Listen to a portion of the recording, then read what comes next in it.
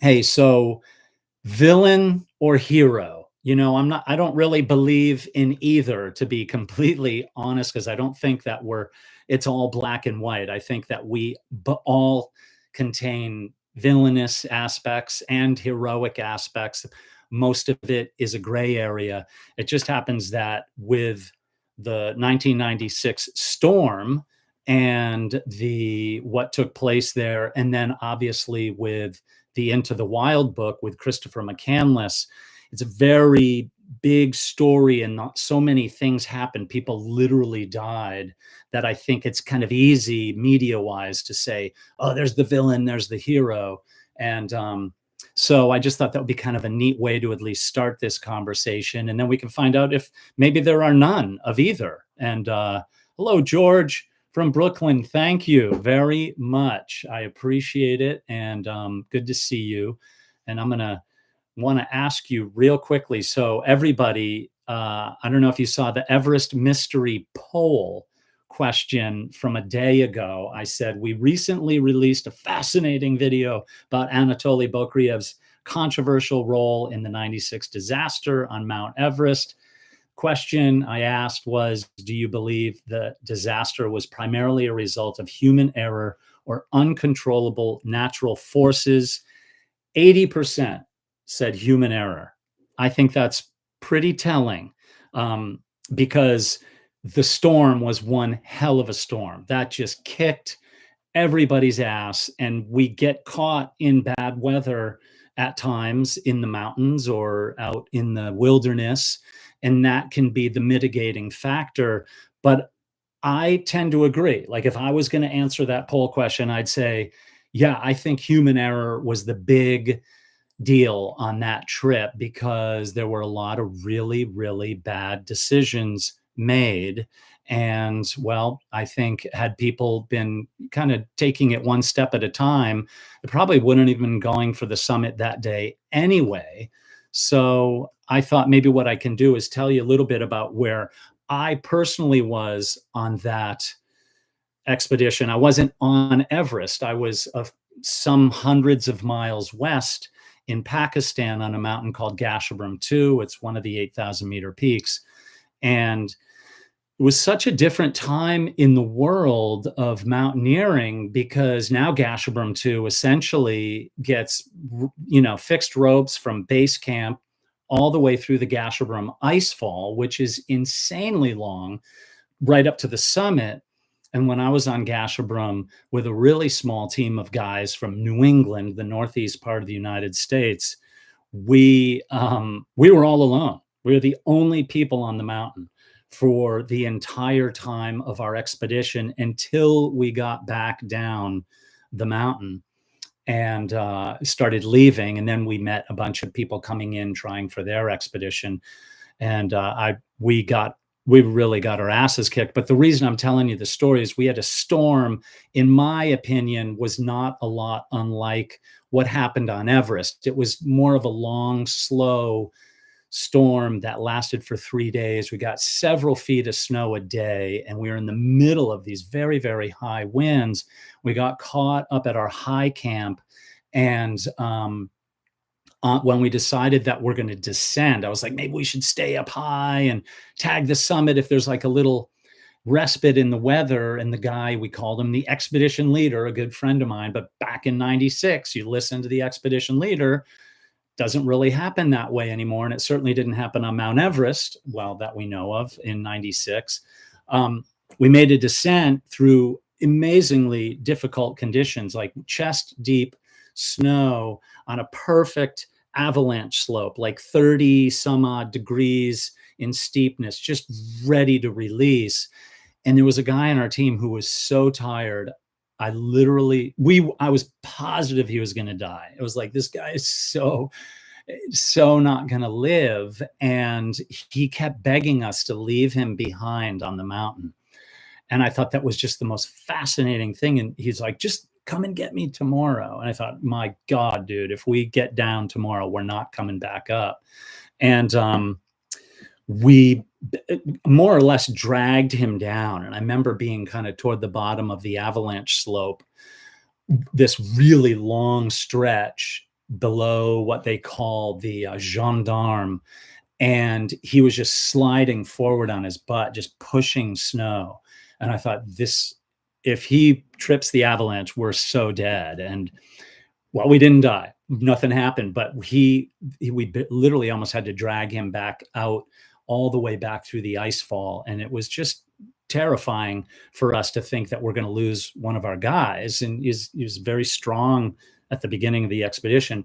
But the reason I'm telling that story isn't just to go blah, blah, blah and tell you, like a cool story in my life, but to show you just how powerless in many respects you are when nature decides to lower its wrath upon you. And we, literally were just on the razor's edge of life and death for a day or two coming down. And so you can see that on Everest in 96, especially the fact that most of the guides and the Sherpa were busy or unable to help.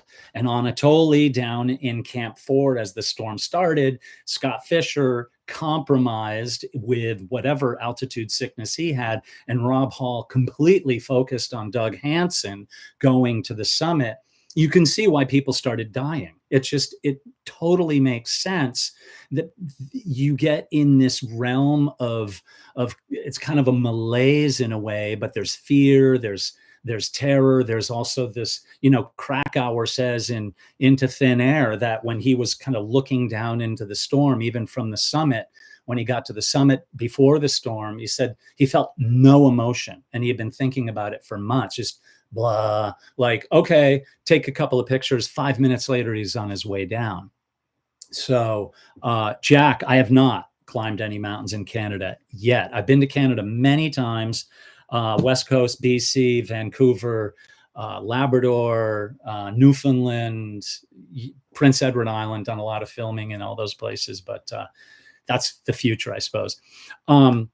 Yes, and great ideology. The 96 South African team, led by Ian Woodall, who's a Brit, that was a shit show. That was that should be a video in its own right. That was really really not a great expedition to say, this is my resume and come with me next year on Mount Everest. He kicked people off the expedition. There was a lot of problems with that. And I don't know if people know this, it isn't said that often, that Ian Woodall's summit team from that South African expedition were on the South Col as those Rob Hall and Scott Fischer and the Taiwanese team was making their way back down the mountain. And I don't know, maybe one of the viewers, or that you can remind me if they even got involved in any of the rescuing.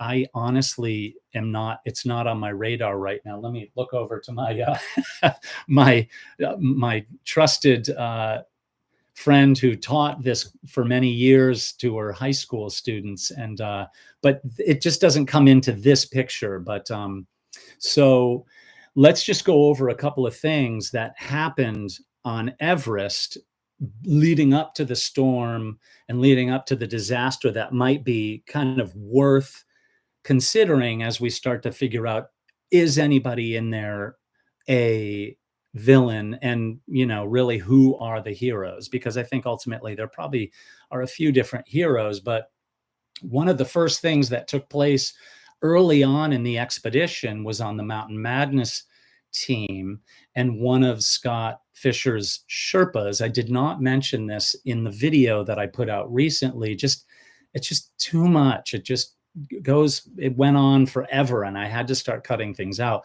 Ngawang Topche Sherpa, he was the uncle of Lopsang, who was the head climbing Sherpa, the Sirdar. He was headed up carrying loads up to or beyond Camp 2 while Scott Fischer was making his way down. And Scott Fischer noticed that he was really sick, and he said, you have to turn around. And he's like, okay, boss, gonna turn around. And Scott Fischer, for one reason or the other, kept going back down the mountain and didn't do one of these, like, I told you to come down the mountain, Ngawang Topche kept going up the mountain and then developed high altitude cerebral or pulmonary edema. There was a rescue. They drag him back down to base camp, and he was not a good patient. And ultimately, they had to remove him from the mountain. They started bringing him down to the next village, to Lobache. They ultimately helivaced him out, and he died in early June from these complications. And now it seems like, well, how could that be related to the tragedy that took place, you know, a month later? But it set the stage. It's like, so Scott Fischer, you know, and I don't know if I've ever said this before, and believe me, I certainly don't have the athletic skill or that climbing aptitude of Scott Fischer, but I'm going to say that I honestly feel like I can really identify with Scott Fischer. And here's why. And it's not because of his climbing and he's all amazing and handsome and Hollywood good looks with the long hair. I'm bald and he wasn't bald. So there's one quite big difference. But he wanted to please everybody. And he was so worried about the success of his expedition outside and beyond just making sure people didn't die on the expedition. He did a pretty damn good job, I will say. But Ngawang Topche did ultimately die because he didn't lower his fist down and say, I'm telling you, I'm running the show. And then his climbing sirdar, Lopsang, his trusted friend, his protege, if you will, didn't lower the boom ultimately after that.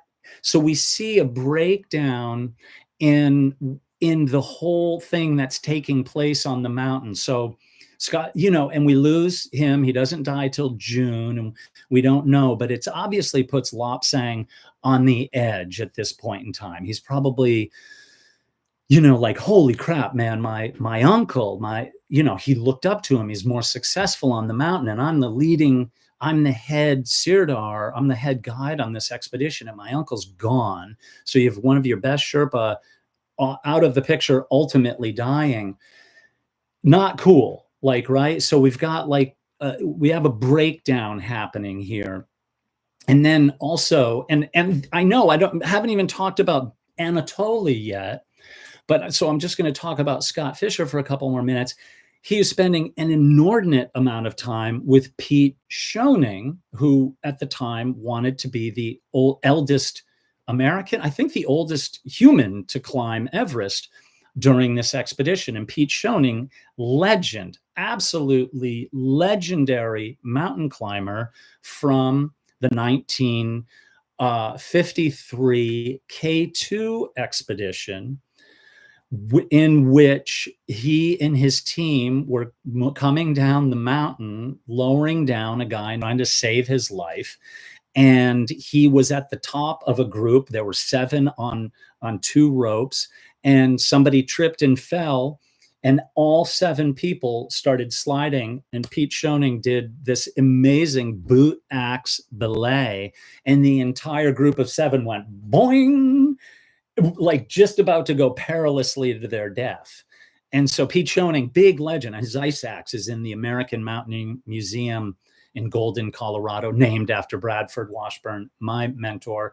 But so Pete Schoening, legend, and Pete Schoening's nephew, Clev, was on the expedition, and certainly a very, very strong guy, Clev. But Scott was giving all this time to Pete, and, you know, running around and giving him extra oxygen. And now I think if you did watch the video, the under ordering or the under stocking of oxygen on the expedition is almost like criminal in a way. I can't believe that the plan was that they were going to go to the top of Everest from Camp 4 with 3-liter bottles of oxygen that on a moderate flow of 2 to 2.5 liters would last 18 hours, which, and I know it's 1996, and I don't know what they're doing, and Scott's probably has this idealistic view, well, our team is strong, and they were a strong team. much stronger than Rob Hall's team, minus Jon Krakauer, who I ultimately believe was probably, of the clients, possibly one of the strongest climbers on the mountain, not guides, but he was strong. He was up ahead. He summited right around the time Boukreev, however you might pronounce that name, summited. Granted, Anatoli didn't have oxygen, and Jon did. He ultimately ran out of oxygen on his way down.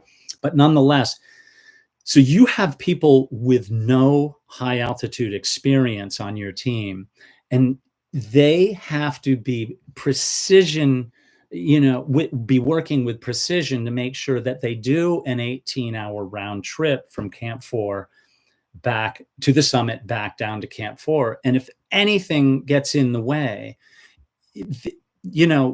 it's going to delay that. Now, granted, you could get back down to Camp 4 without O's and survive, but it is going to be a nightmare.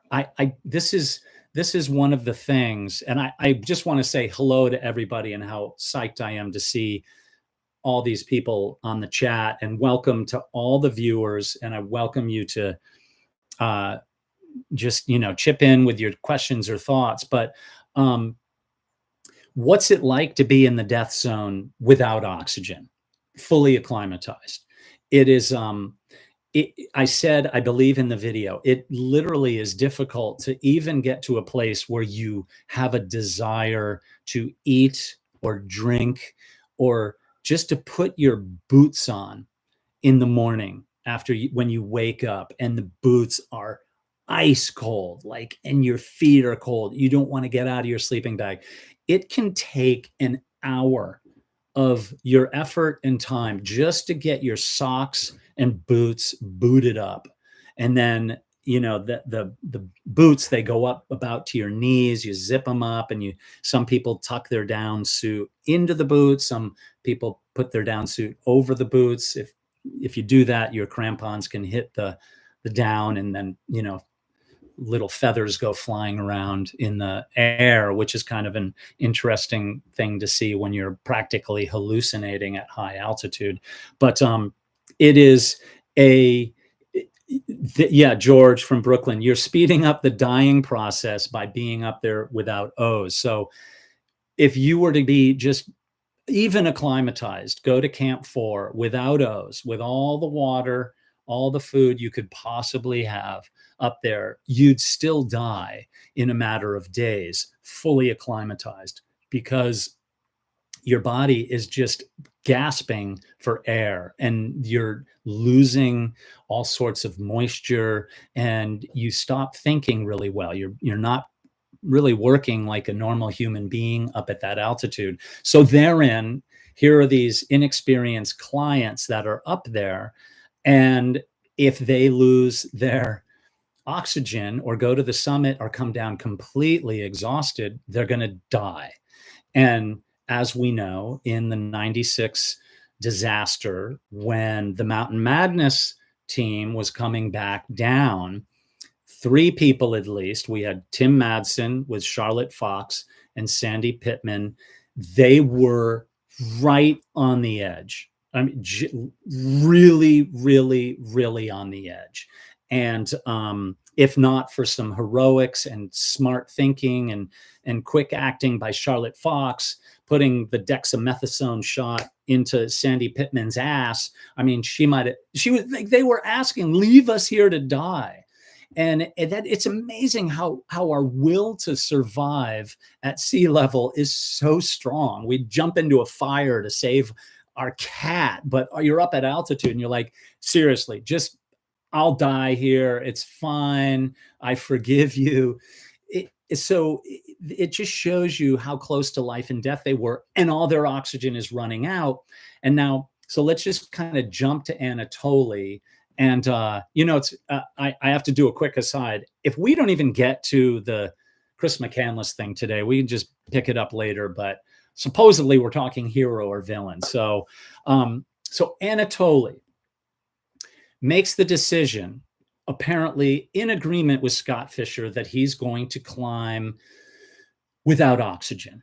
And he is not a normal human being. He is a complete freak of nature. He's not like 99.9% of human beings. He could function really, really well at altitude in a powerful way. As I said, Jon Krakauer, one of the strongest clients on the mountain, he beat Jon Krakauer without O's to the summit.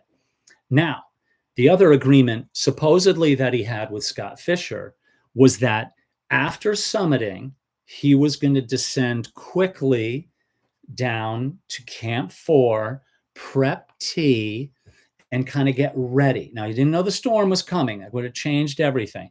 I am live, Christopher Ford, and of the Boston Celtics. And not really, but that would be cool if you were the Chris Ford that I'm thinking of. But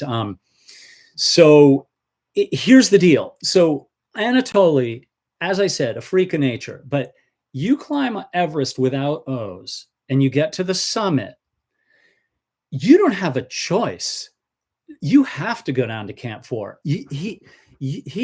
I guarantee you, he was going to freeze. He would have frozen to death if he had to hang out up there. So it was like the choice was taken away from him in a way to be accessible with O's. One, that he gave his oxygen to Neil Beidleman up there.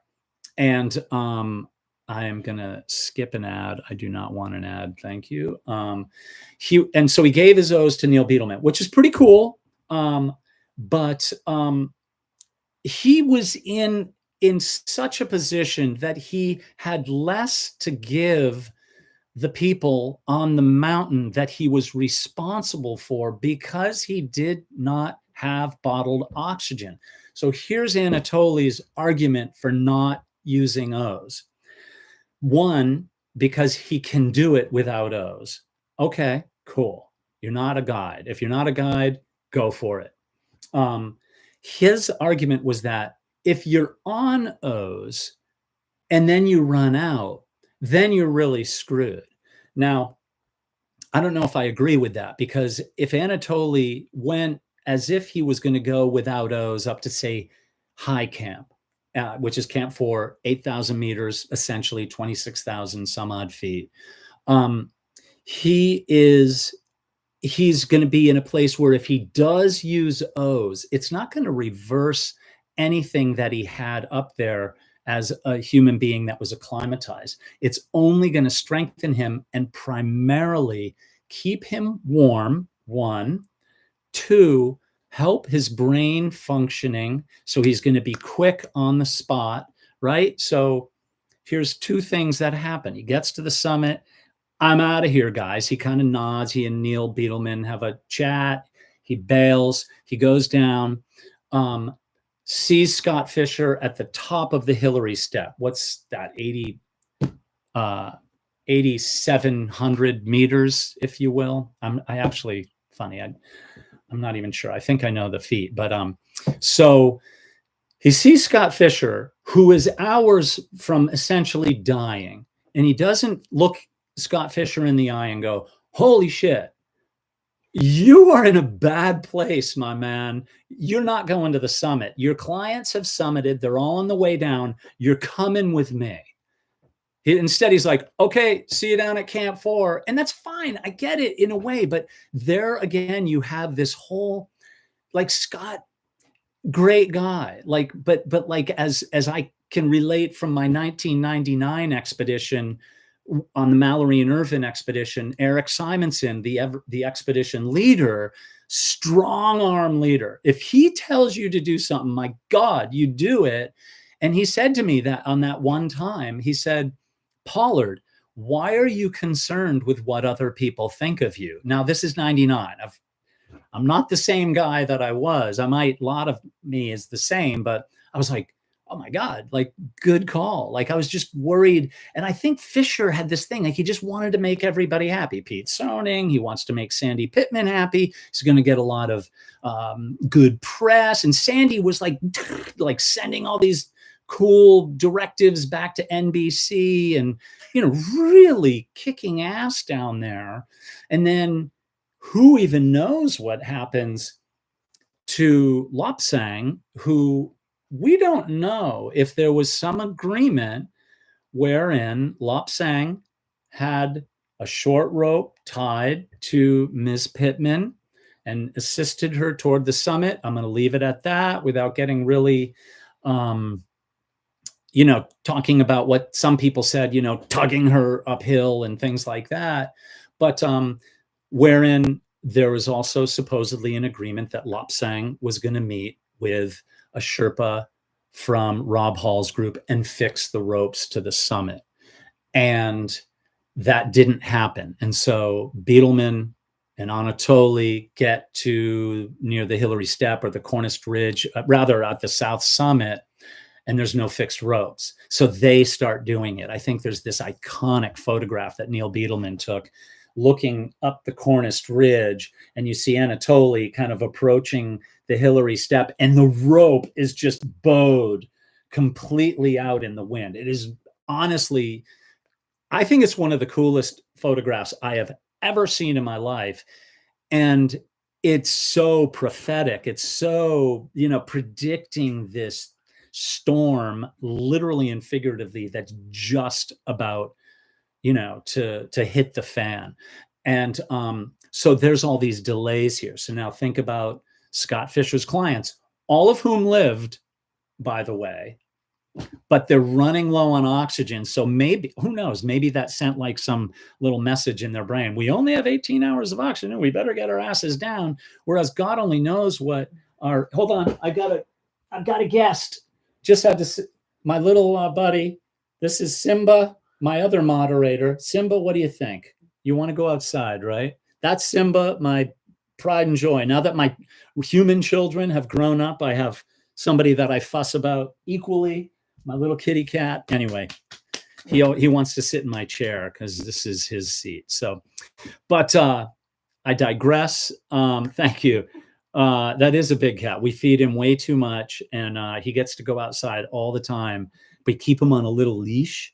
It looks really like, you ever see people with their kids and they're on a leash? We literally had to do that with my older son. He was unhooked. If you let him go in a store, like, whoa, where is he? And he'd be like in this little, he'd find this little tube or something and be hiding in a tube. So we just had to like, anyway, so my cat is, I'm trained well. I know how to lead things around on leashes, I guess. So maybe like Lopsang, right? So, oh, that was horrible. But here we have all these delays taking place. Anatoli goes back down to camp. The storm comes in with a force. I can't even almost picture what this storm was like.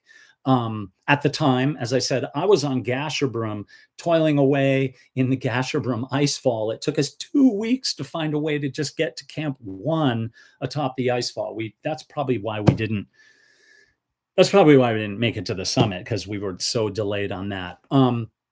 So I see a couple, yes, Pittman did end up getting short roped. So here's a statement that I don't know if I've said in my Anatoli video or my Scott Fischer or Sandy Pittman video, that honestly, I think that a client, if you're on an expedition and they bring you on, you can't really be held responsible for for deaths or things like that. Maybe your own, but you can't say that a client caused deaths. I mean, maybe like in some odd little connecting way.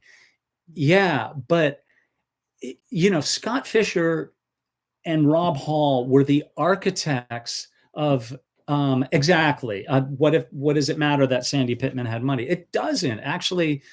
And she probably got a good deal from Scott Fischer anyway, but you can't put something on a client, no, even if they're the most incompetent fool that you've ever encountered in your life. They made the agreement to say, yes, you're all welcome on this mountain.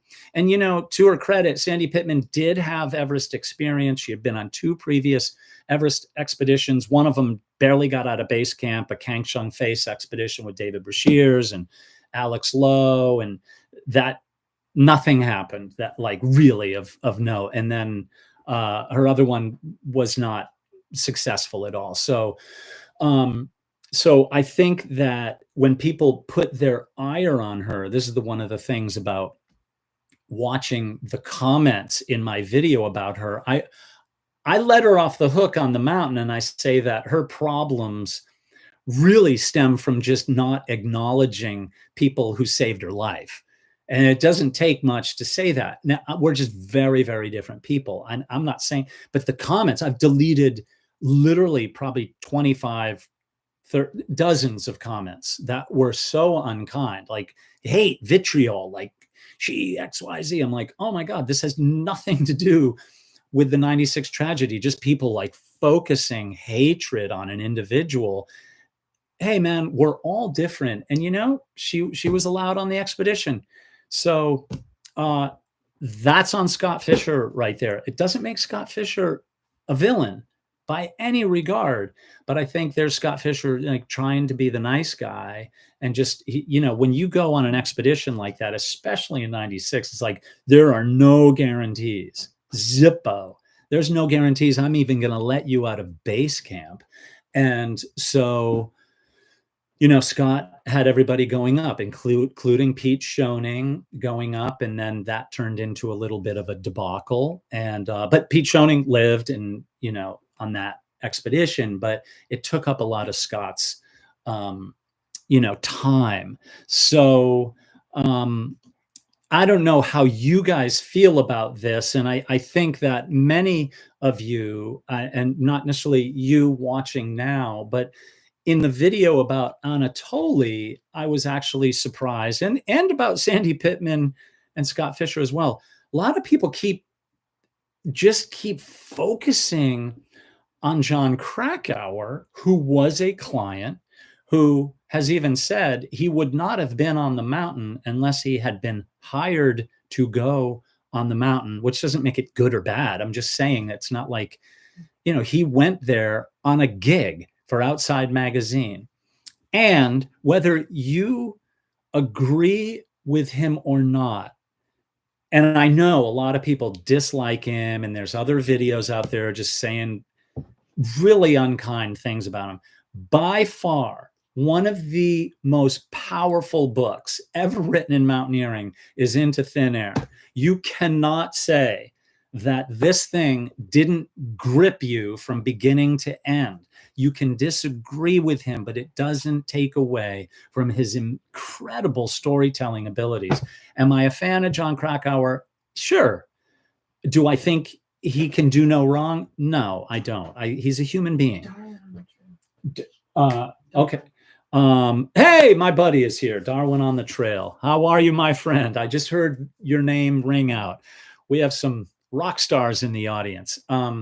So that idea that either Krakauer or Anatoli were you know, villains on this trip is really curious to me. And I would say if anybody had the potential for at least having some reason to kind of earn such a title, it would be a guide, right? Or an expedition leader. If you're a client, unless you're cutting ropes on the mountain and sabotaging or, you know, stealing oxygen and things like that, you're a client on the trip trying to survive. And Krakauer did. He had a horrible time up high.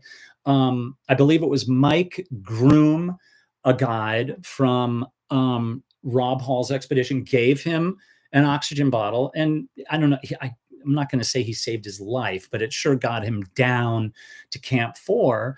And Krakauer doesn't say, I was a hero, I was the strongest guy in the mountain. He's like, I climbed into the tent and I was done. It was over, man. Like Anatoli, come on out and help. No, I will die. And so at least he admitted it, right? And that's all I'm saying. He wasn't there to save other people. I'm not saying you don't endeavor to do that if you don't have the ability to, but he even talks about his inability to render any aid to the people who were dying there. So as I ask, and I see these wonderful comments going by, do you think there is a villain in there or a hero? Because we get back down to Camp 4, Scott Fischer is up near the balcony, literally laying down to die. Lopsang is with him, and there are a couple of other Sherpas assisting early on. And Lopsang is trying to put water in or tea in his mouth or attempting to feed him soup, and Scott, it's just like pouring back out of his mouth. And I think if you saw the video that I did about Anatoli, I was trying to record that scene with Lopsang and Scott Fischer. I literally started crying. I'm such a wuss. I cry all the time anyway over stories like that, but I couldn't get through it. It took me a long time to just try to come to terms with this really amazing human being who kind of got a little crazy at the end and died essentially, with his protege at his side. Send Anatoli. I need a helicopter. Even at one point in time, Scott Fischer said, I'm just going to jump. And I get it. Like, you look, when you're on the balcony, if you did a good jump, like you could go a long way, especially if you're up on the South Summit. You could go thousands and thousands of feet. And so Scott was clearly, dying in that point in time. And now, granted, it might have had impact with Charlotte Fox, Tim Madsen, and Sandy Pittman, their survival. But had Anatoli been up there with oxygen, right? Had that been the agreement that he stays and he gets everybody into camp, it could have had a big difference. And believe me, I am not saying that Boukreev is a villain. He is not. So here's something I'm going to tell you about real quick. Christopher, thank you so much. You're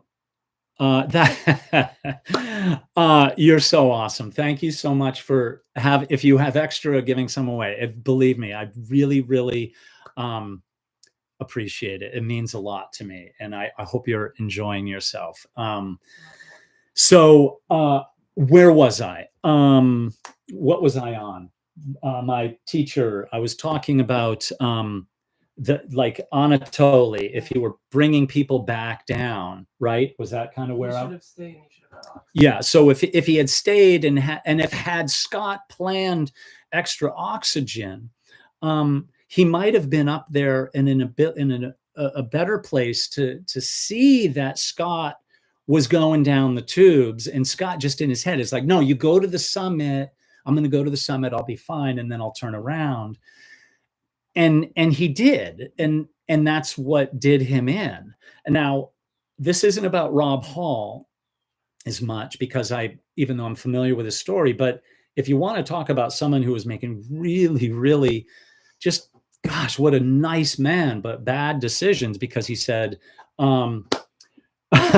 Christopher Ford, thank you.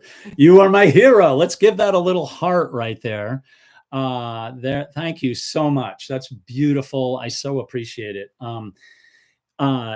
Christopher, if you have any questions or anything, or I don't know how familiar you are with this story, but I'd love to hear if you have any thoughts on it. But I do think that Anatoli would have been in a position to change the game on the mountain, at least so far as it relates to the life of Scott Fischer.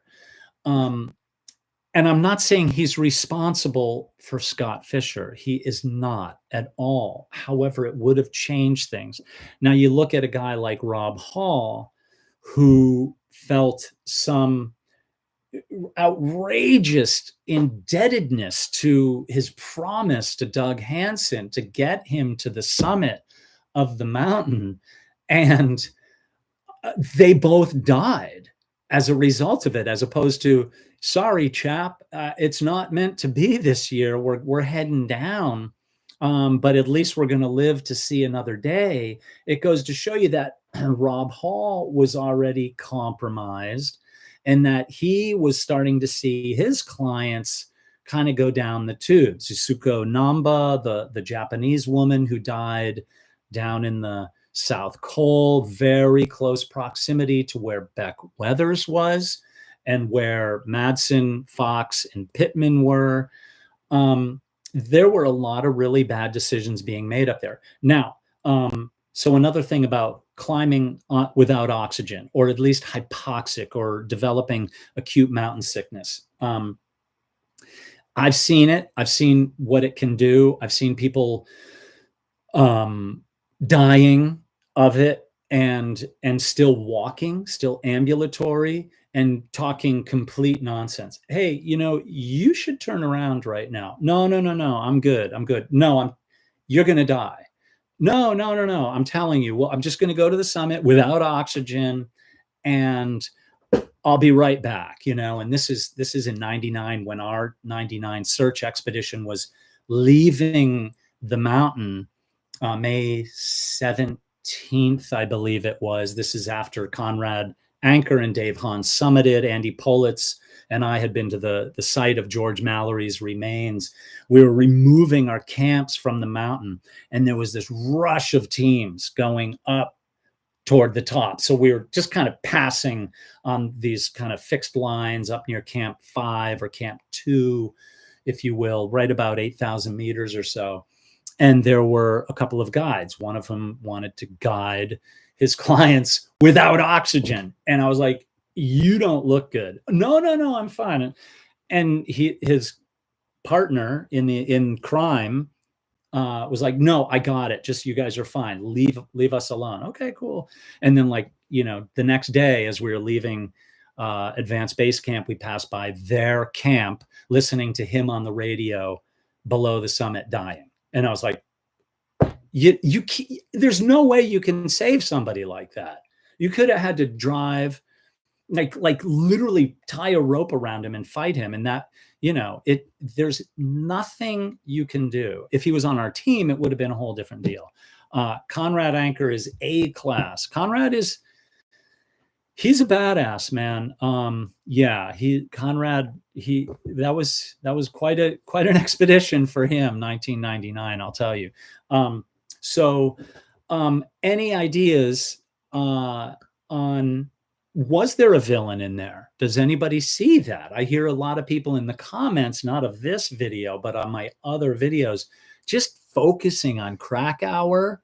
Like, he's just an author writing a book, using his opinion. He was very critical of certain people on the trip. But, to me, that was one of the most refreshing parts of the book, that he held people accountable. And he's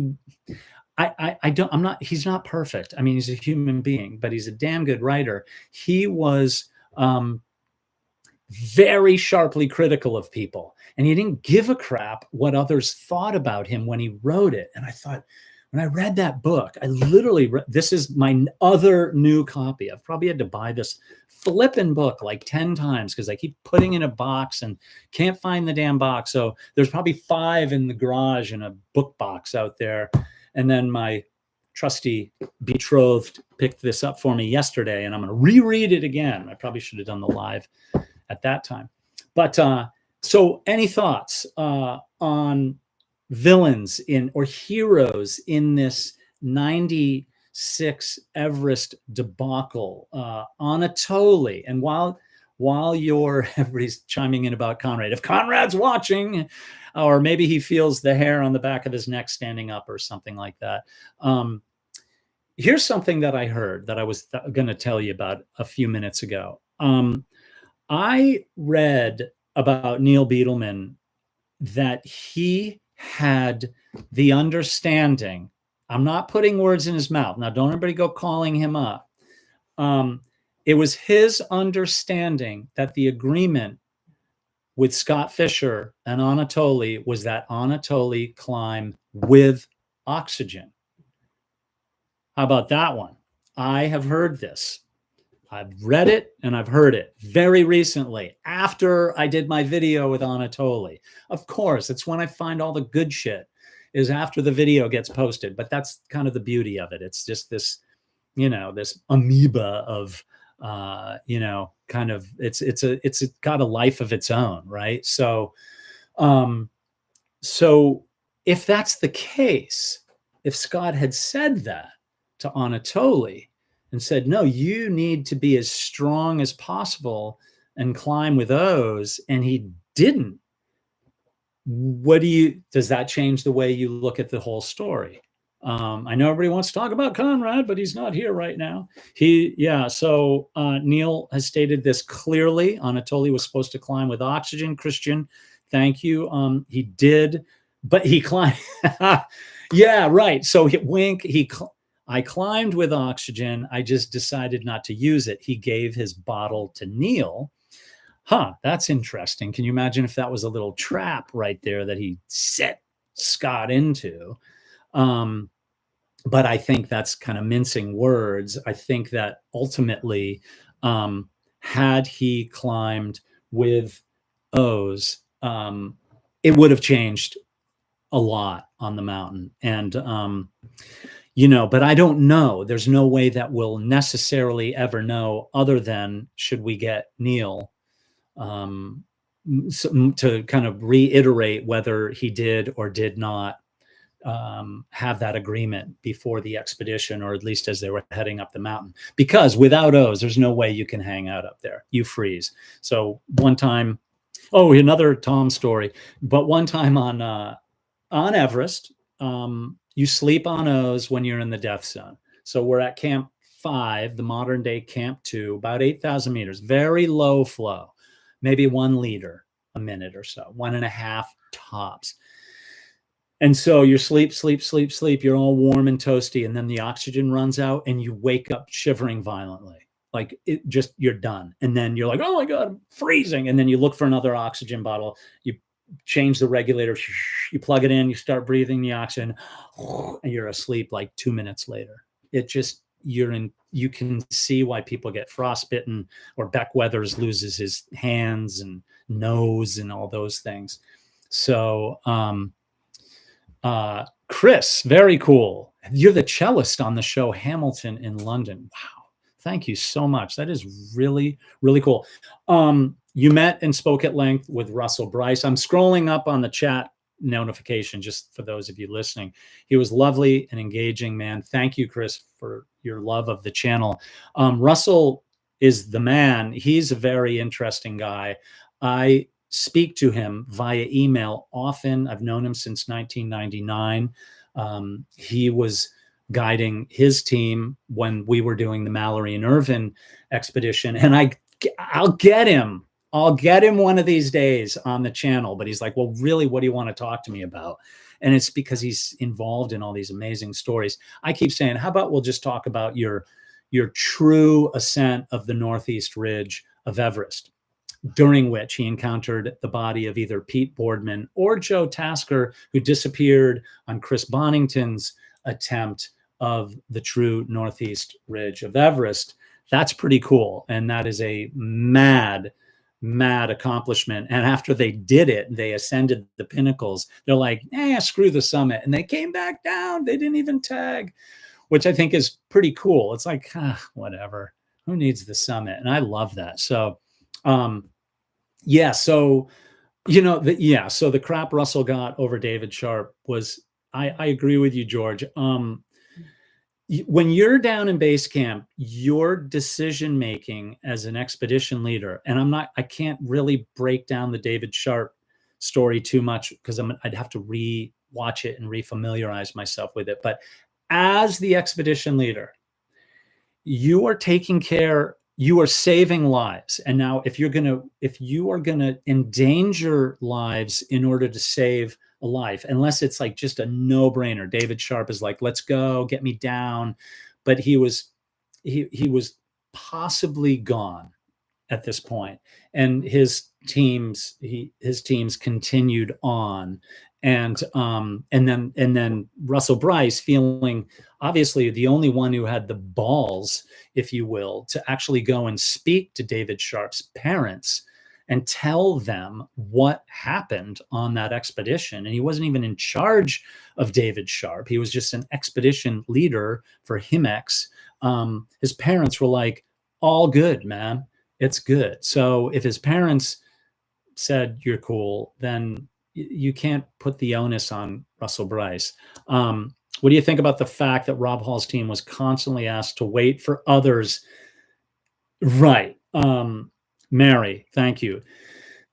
Rob Hall had some rules on this expedition, on his expedition. One of them supposedly was an ironclad 2 o'clock turnaround time, which obviously was not followed.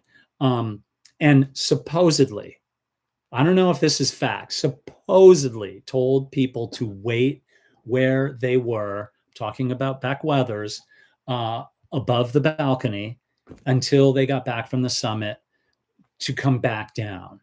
And if that's true, that's complete nonsense, because if you have somebody like Beck Weathers, who wasn't an incredibly experienced guy and was on his first journey into this death zone area, you make sure there's a Sherpa or a guide looking after him. It's like, your job isn't to get your Sherpas and guides to the summit.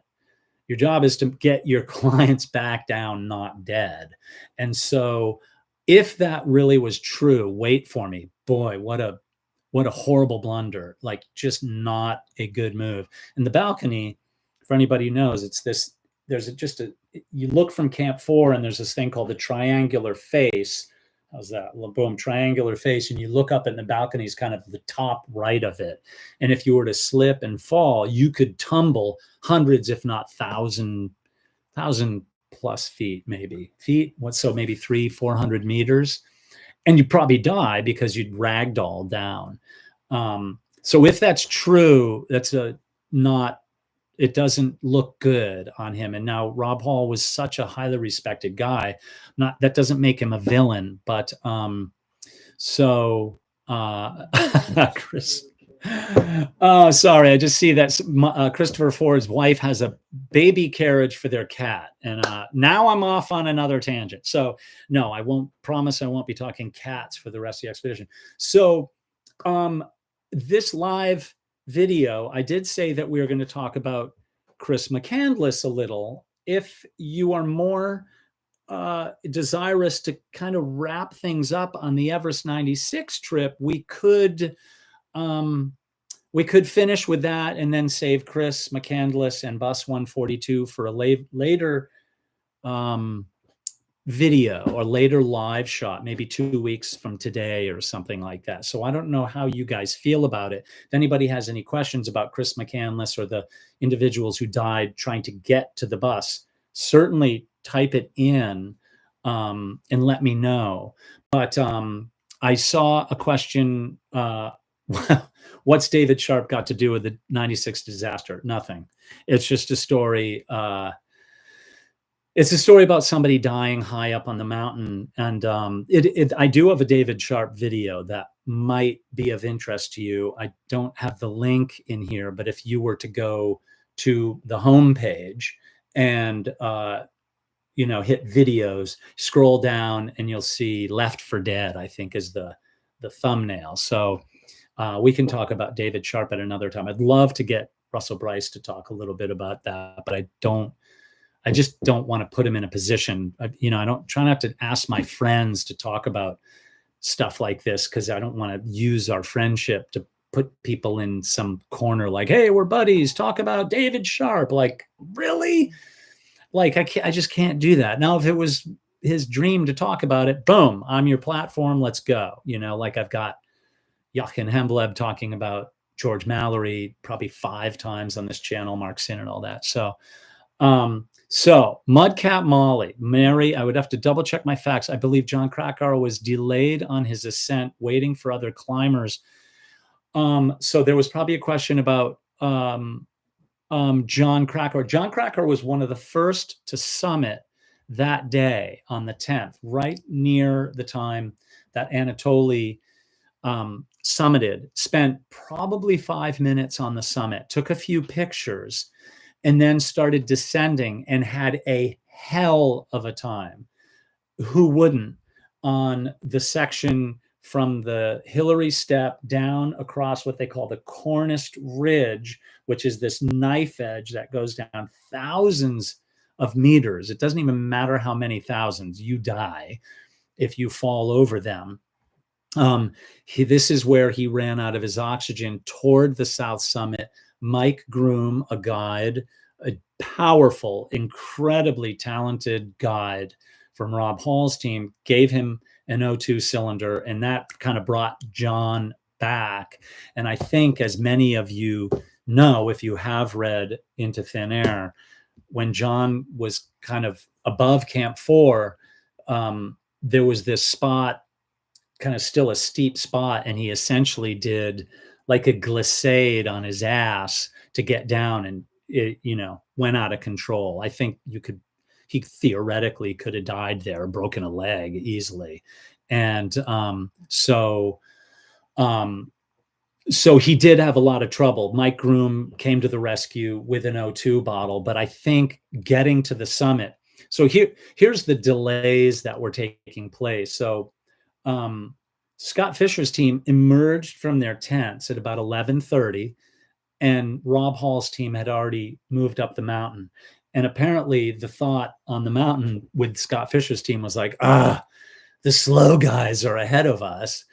And so that it wasn't long before they were on the butts of Rob Hall's team, and then intermingling with them, some slowing them down, kind of really just every minute of 18 hours of oxygen is a precious minute. So,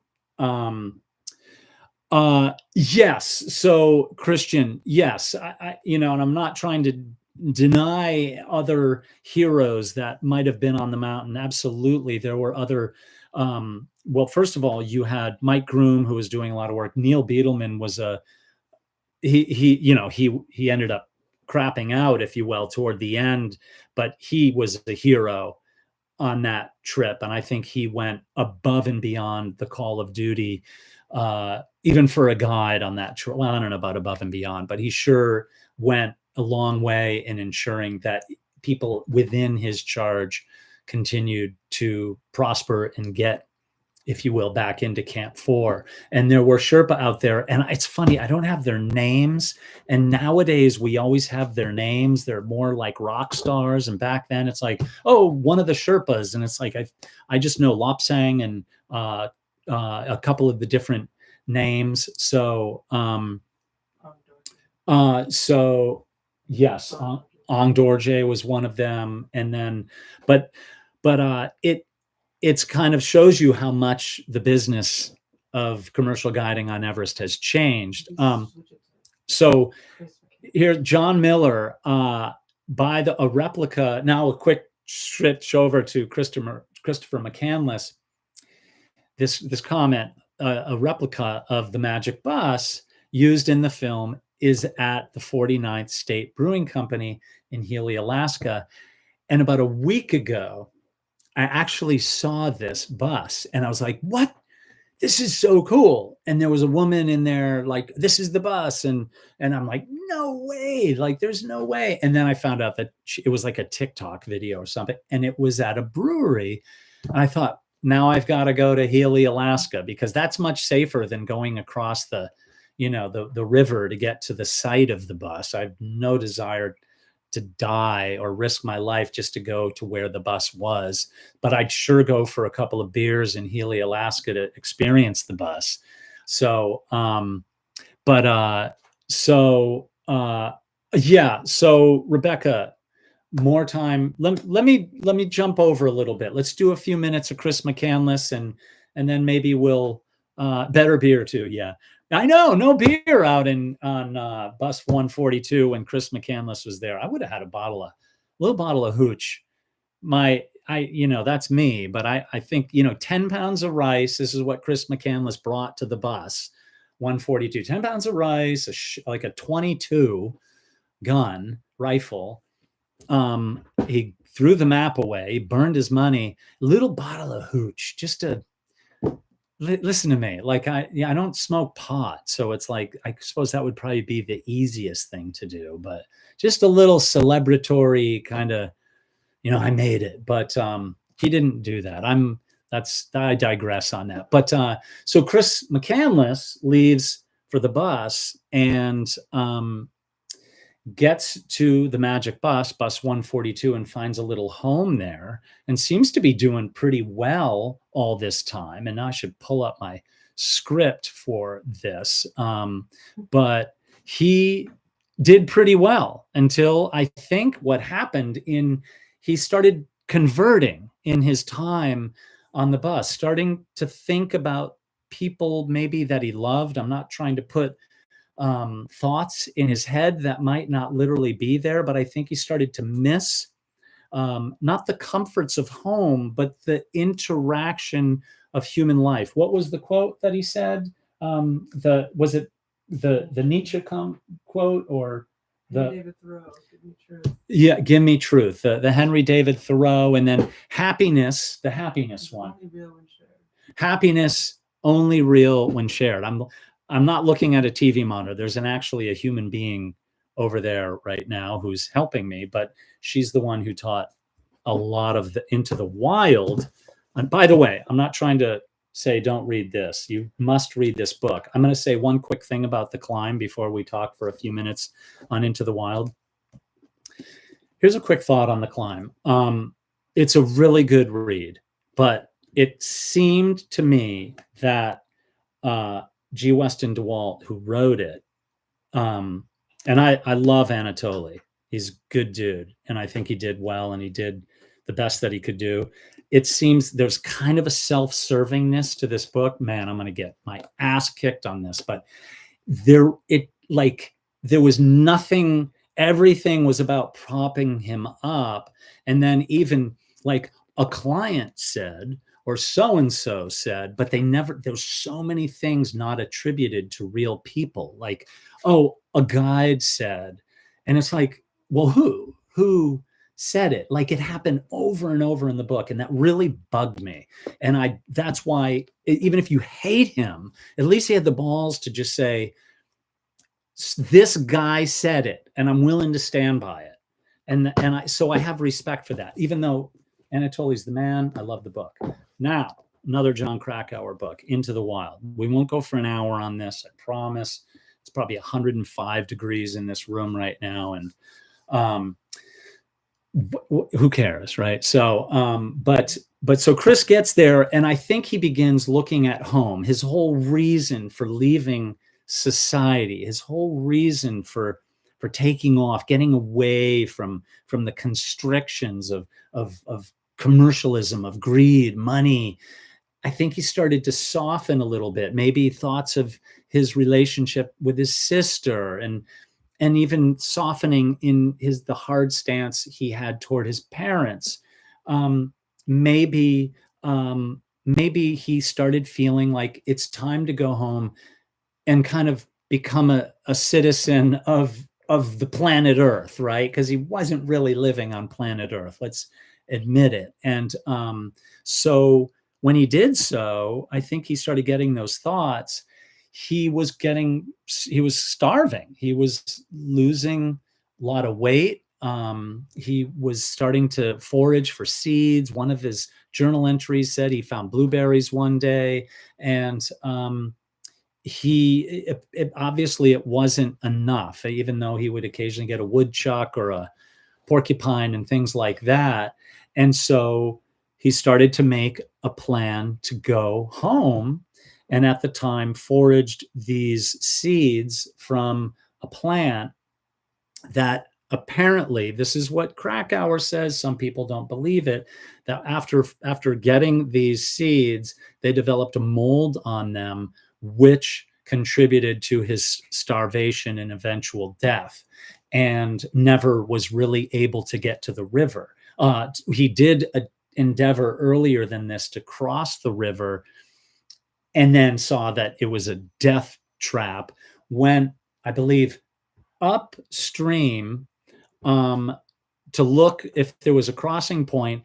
Had he not given his map away, Chris Ford, thanks for the cat food.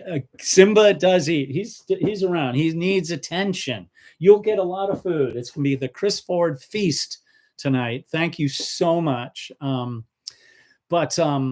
So he had left the map, his map of the area on the dashboard of the guy who gave him a ride to where he started walking in kind of on the outskirts of Denali National Park. And had he had that map, a very light thing you fold and you put in your backpack, it apparently had on the map, it said that downstream a mile or two was a cable car that went across the river.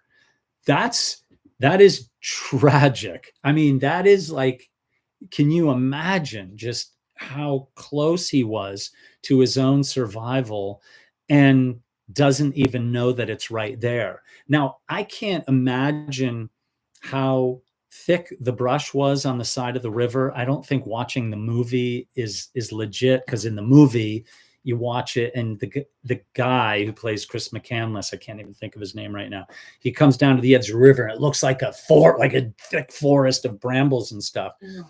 But Emil Hirsch, and yeah, so he did a great job in that book. If it were me, I'll liken this to a story of Bradford Washburn, who, when he came off an ascent of the of Mount McKinley at the time, but Denali in Alaska, of Mount Lucania, when they were trapped on this mountain, they went up and over Lucania and they came up to a river. And he was with this guy, Bob Bates, and they were starving. They were literally shooting like chipmunks and eating mushrooms off the ground, which is insane. And they started going up and down the river, like miles and miles. And they're like, we either die or we go enough miles to find, oh, thank you, Gregory, new cat toy. He loves his cat toys. We've got some little mice that he plays with in the middle of the night. So Brad Washburn and Bob Bates went up and down the river. They're like, we either die here or we find a crossing. And as it would turn out, they sat down like exasperated one afternoon and they looked across and there were like 5 cowboys on horses on the other side of the river. And they're like, hey, and they're like throwing like rocks and like trying to create a distraction. And the cowboys, who probably hadn't seen another human being in weeks, looked across the river. They're like, what? And they rode their horses across the river and got Brad and Bob across, and they lived. I'm not saying that necessarily would have happened with Chris McCandless, but you gotta just go all in on it instead of coming back to the bus. Now, I don't know if he knew he was starving. Hey, Sherry, did you just see a knee in the corner or something leave? Yeah, the person over there. Somebody's saying hello to you, Mudcap Molly. She's feeding the cat. I am not kidding. Literally feeding the cat right now.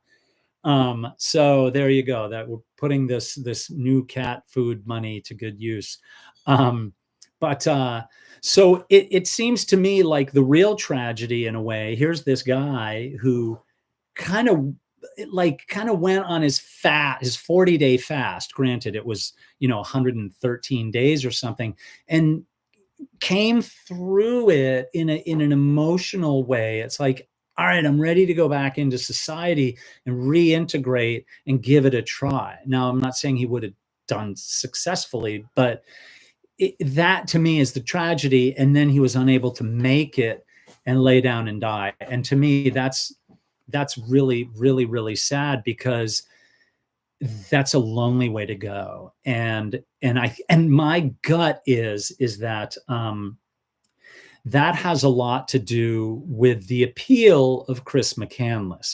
He became much more human in his death, in that desire to try to reconnect with the individuals on the other side and maybe rediscover himself. So, and now, why would Chris McCandless be a hero or a villain? And the reason I put him on the thumbnail of the video for this live video is that people went there to try to find the bus. They went there endeavoring to connect with him and find whatever it was, existential itch, as I called it in the video, to scratch the itch and try to discover themselves, which I don't think you can do that with another person. You can't, as the Zen master said to the person climbing up the mountain to try to get the meaning of life at the foot of the Zen master. He took him years. He finally gets to the foot of the Zen master at the top of the mountain. And the Zen master opens his eyes and he looks at him and he goes, go climb your own damn mountain. Right. So when people are going to connect with Chris McCandless, it's kind of like being at the foot of a rock star. It's like the rock star might be the greatest guitar player in the world and have beautiful, long, shining hair and have a voice of angels, but he or she is just a human being who, is just as unkind or, worthy as of any other person. So kind of a slight digression. And I love that. So somebody is speaking German, and we don't have AI working right now. Thank you for that. I could probably try to work on that a little bit. So if I had Jochen Hemleb in here to moderate, we'd be all translated. But I don't know. So in people endeavoring to get to Chris McCandless's Magic Bus 142, two people died going there. And so it took on this life of its own. Janet, have I ever met Jon Krakauer? On the telephone. Not in person, but I know him, but I'm not going to say like we're pals because we're not. But in 2000, the year 2001, I think it was, I was going to film a documentary for PBS in Antarctica, and it was to do a climb on Mount Vinson. Conrad was going to be there, Dave Hahn. It was a PBS Nova documentary, and Jon Krakauer was going to be there. And I was on that gig, if you will. And my first marriage was going through a complete shitstorm at the time.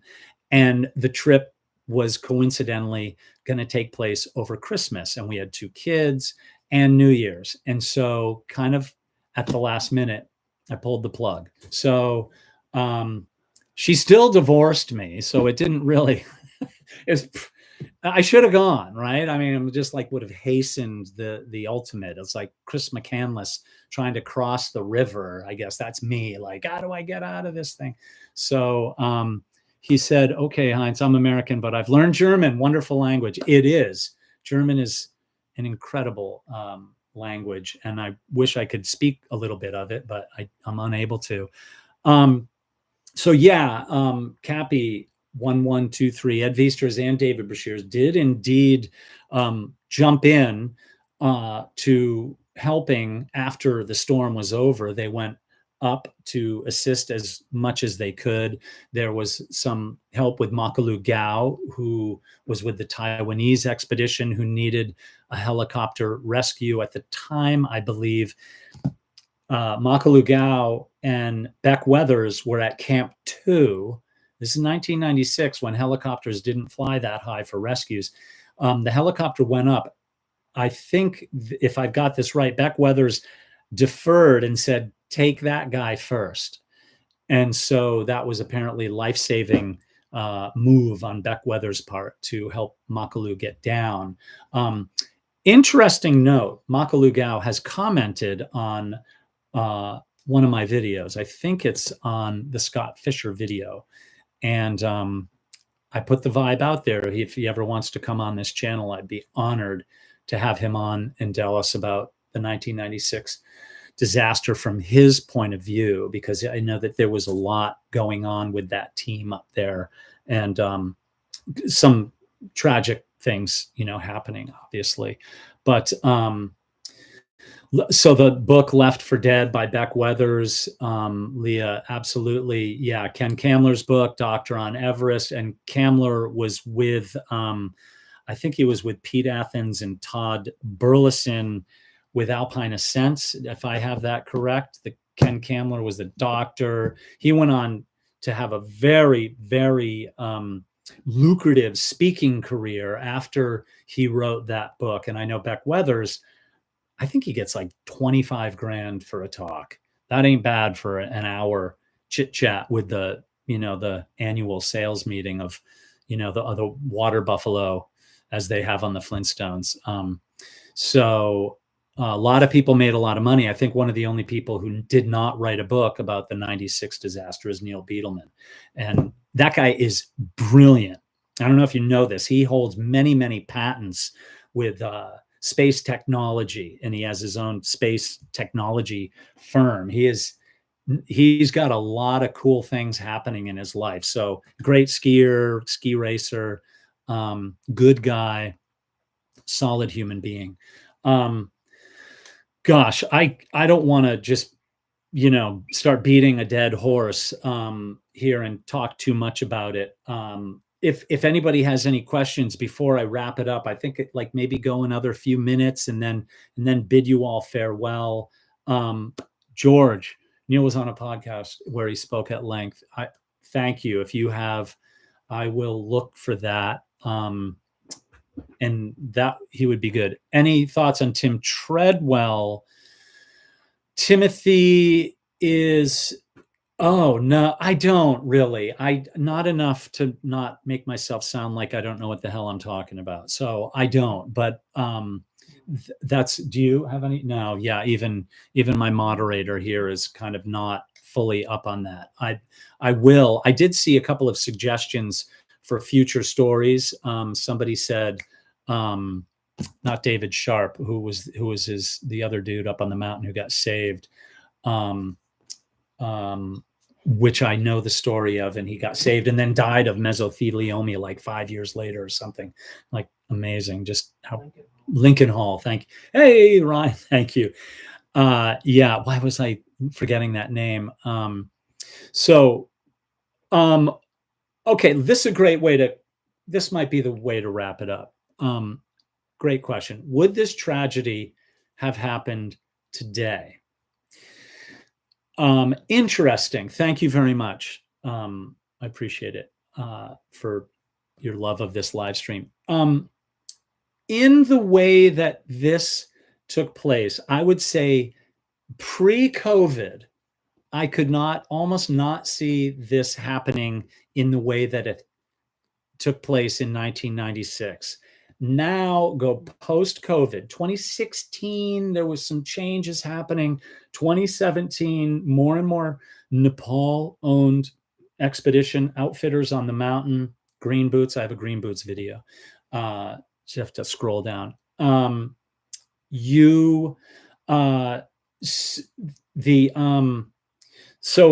after COVID, there was just a huge growth of Nepal-owned companies on the mountain. Now, I'm not saying that's not necessarily a criticism, but a lot of what these new companies were doing is they were catering to kind of a different tier of financial ability, if you will, or financial capabilities. And so there would be some Nepal-owned companies that would cater almost exclusively to the Indian subcontinent. And so they'd have an expedition, instead of being $75,000 with international mountain guides, and you have a Western guide and 2 Sherpa guides with a group of 5 people or something. You might, for $35,000, be able to go up there and kind of climb on your own. You'd be assigned a Sherpa for summit day. Very little experience. Like they would get when I say Sherpa, I mean lowercase s, not necessarily a Sherpa of the culture Sherpa, but a Sherpa in the mountain guiding realm, not born as a Sherpa culture Sherpa. They're 2 different things. But you'd get these very inexperienced individuals on the mountain guiding, and people who would be going to the summit start getting altitude sickness. And the young kid, like 17 or 18-year-old kids, would say, hey, you have to turn around. They'd be like, F you, I'm not turning around. You're going to have to fight me. And the kids would be like, whoa. And okay. And then, people just dying left and right because of these low budget expeditions. So that's a little bit of a side note. Now you have If the summit window during a season, now that Nepal has expanded greatly the number of permits they are giving away, or well, for 11,000 or 12,000 a piece, not giving away, but giving to people for that money. If the summit windows are very small and we have another traffic jam, such as we had this year, we had, especially in 2019, on the south side primarily. The north side doesn't have it because China doesn't care about the money. They only let people on the mountain who have a lot of experience, and they handpick the people who can guide on the north side. So if you're ever going to go climb Mount Everest, go to the north side. That's my opinion, even though the trek into base camp in Nepal is, you can't beat that. But on those summit days, if a storm of that magnitude came in when people like Don Cash, the gentleman who passed away at the Hillary step because he had to wait for 2 hours to get down the Hillary step, just died of he had a heart attack. If a storm like that comes in, you could have literally dozens and dozens of people drop dead on the mountain. So in some respects, yes, absolutely. I could see a horrible potential if a bad storm like that comes in. Now, the weather forecasting is much better now. And so is the communications on the mountain. So if somebody was 100 people or 200 people were going toward the summit at, 2 a.m, making their way up to the higher parts of the mountain, and bad weather was coming in, they'd probably see it and they'd call it in and say, you guys got to bail now. So we'll see how much greed and how much inexperience and desire there is to get to the top of the mountain. We'll see, but I think it could happen, but just in very different ways. You have people like Adrian Ballinger, who owns a company called Alpenglow. He does the rapid ascent expeditions on the north side. I have a video, well, several videos with him, but one of them he talks about, he just can't believe that any guide would ever be on the mountain that wasn't using O's. And Adrian can climb without O's. He's done K2 and Everest. There's amazing footage of him on the summit of Everest without oxygen. He literally looks like he's about to die. Like he is done. And that's why you climb with people you trust and you love and you care about, and vice versa. And so what's happening is these low budget expedition operators are just bringing people in and just filling their expeditions to try to drive a cash flow. And another thing that's happening, and I'm wrapping this up at 30 past the hour. There are companies that are really, I can't name them, and I won't name them, but a lot of them will be there 1 year and then not the next. What they'll do is they'll get, like, say 25 or 30 people on an Everest expedition, or 15 or something. And then they'll trek into base camp.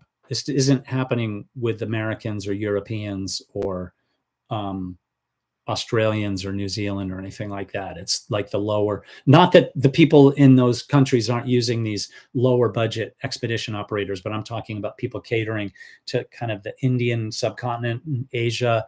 And then what you'd be trekking into base camp, for instance, say, oh my God, I got a headache, I'm so sick. And they're like, oh, call a helicopter, you're done. And they get you a helicopter, fly you to Kathmandu, they keep your money, they send your 2 Sherpas home, and they're done. You're done. So, and then by the time they get to base camp or up to Camp 1, there's, half their team is gone and they've got all the money. There's a lot of exploitation happening on these mountains, and it's not, as many people say in the comments, rich Westerners who are just trying to go stroke their ego on the mountain. Now, I've met a lot of rich people on Mount Everest, but I'm going to tell you right now, I've not met one of them who was there who didn't want to help make the world a better place. And I truly mean it. Maybe that's because those are the people I like to hang out with or something. I just don't.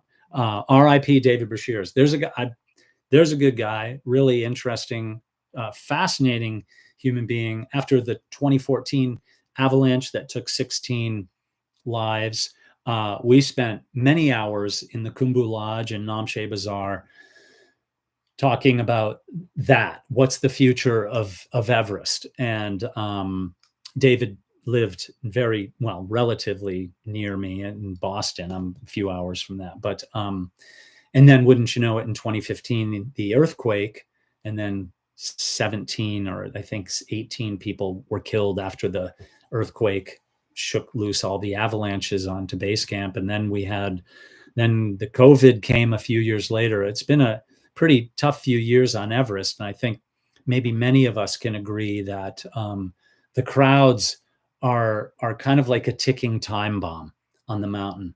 And I, for one, if you were to see the film Lost on Everest, that's on Disney Plus. I don't make anything from you watching this, but it's the film I did with Renan Ozturk and Mark Sinnott when we looked for Sandy Irvin on the north side in 2019. We stayed down during the crowds going up the mountain. We were like, we're not going to get caught up there in this. We just will wait till everybody goes and then we'll go up.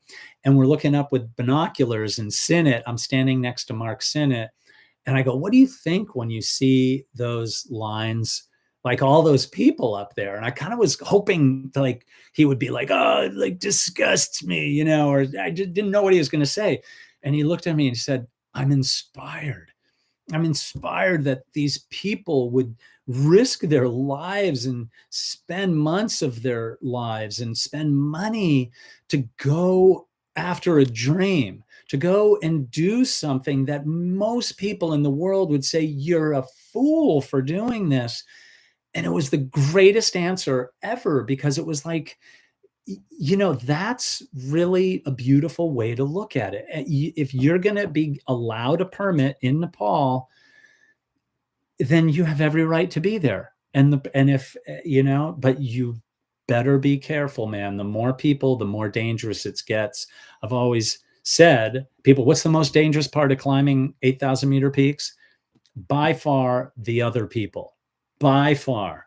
That is, I've seen a human being fly by me at, I don't know how fast a human being tumbles down the mountain, gone, oxygen canisters tumbling down, bodies, the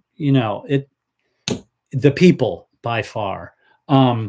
So my friends, I could stay here all day, but I'm not going to do that to you. I thank you from the bottom of my heart that you're here. Thank you for subscribing. For those of you who subscribed in order to participate, I hope you'll take some time to watch some of the videos. I have another cool video coming out, hopefully Friday, and then another neat one to follow, maybe a week after. So stay around, look for more. I'll do another live one. Maybe we'll break down David Sharp, and maybe I'll get a Lincoln Hall one going in there. So thank you, Ryan. Me too. 2 weeks. Let's say I'll be back in 2 weeks. So how's that sound? And thank you to my moderator, Mudcap Molly. Yes, regards to you all. I really do love that we have a community of individuals together here. The love, the kindness, and the voice of support for us all is so much louder than the occasional angry, negative hate monger who I block now without even thinking about it. I used to struggle with that. Now it's like, goodbye. We don't need you, man. So thank you for being a voice for support and kindness to all others. I look forward to hearing more from you. Feel free to email me, message me. Messaging on the videos, or if commenting really helps the videos and helps it kind of with the algorithm get out there. So thank you all. I am going to hit end stream, and to the members who are here, I'll do a special, I'm not trying to like say, oh, fancy or anything, but I'll do a member chat real soon.